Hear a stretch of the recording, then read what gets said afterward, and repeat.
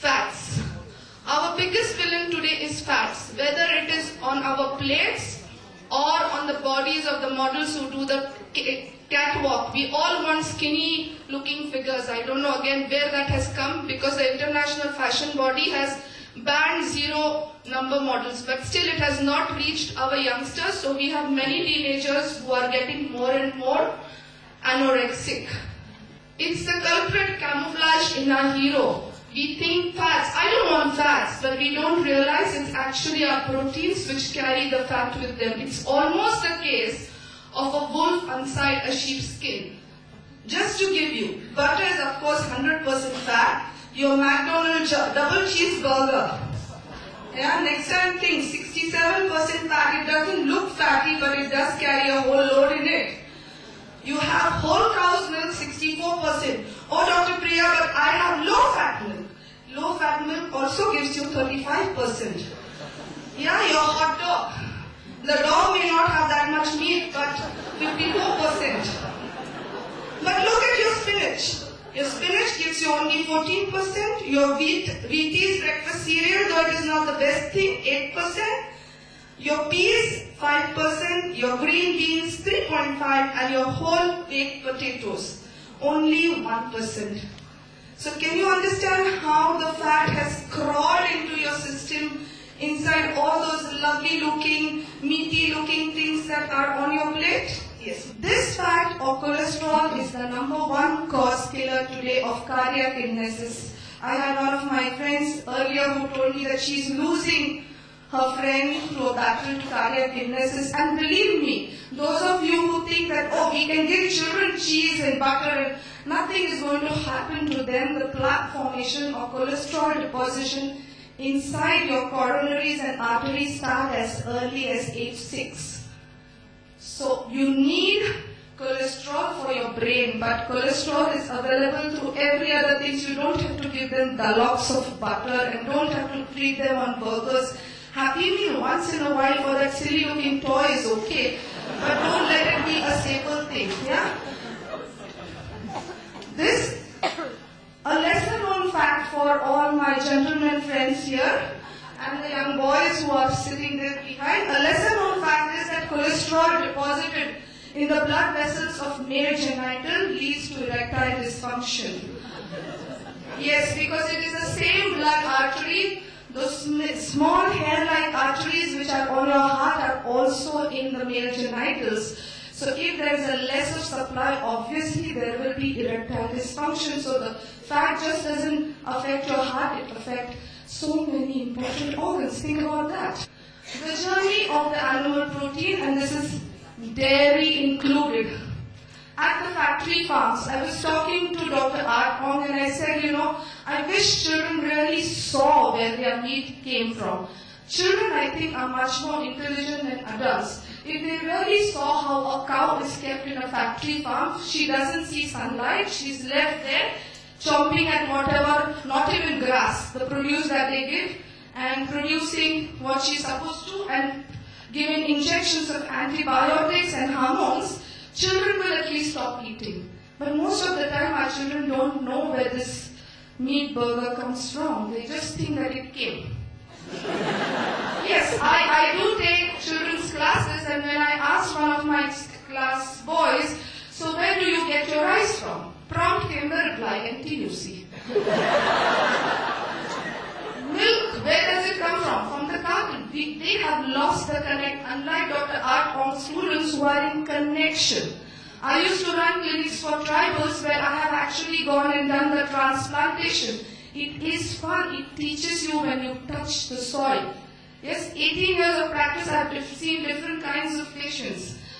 Okay, so at the factory farms, hormones and antibiotics are given to the hens or to the animals so that you get the meaty looking animal, lots of meat and less of disease. Those of you who have seen a kampung chicken who was running wild in the kampung, versus the one that you get in the supermarket, a kampung chicken is a skinny looking thing.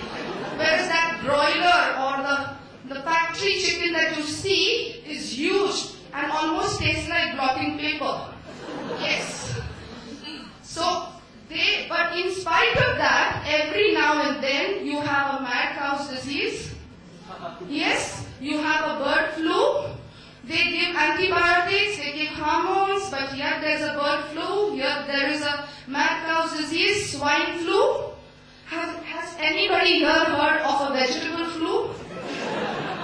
Vegetables, yeah, because after one of my talks, people came and told me that, vegetables also have pesticides. I agree. We all can't go organic because organic movement is this small. But those pesticide-laden vegetables are given to the animals, and my earlier speakers and the videos showed you, out of that only 90% is taken away, 10% comes. So you have added up. Your mathematics has to be really good. Pesticides in animals plus hormones and antibiotics in the animals, how much does that total to? So vegetables plus animals equal to simple mathematics. Further additives and taste enhancers and preservatives are added during the packaging and processing.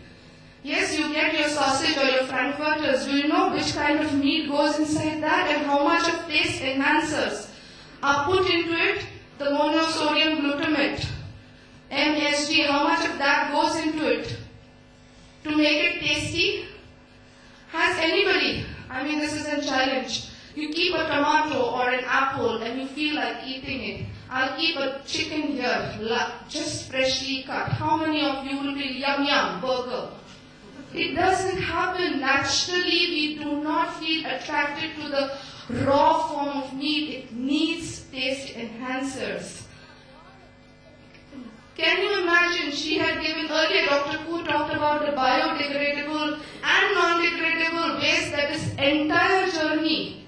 Yeah, your pork flies in from Australia, your beef comes in from USA, we think that it's so nice, it's so healthy because it comes from the upper crust of the world. Well, can you imagine what it has done to the world and itself and to you in the process? The hormones have played an havoc. Those who are moms here will know.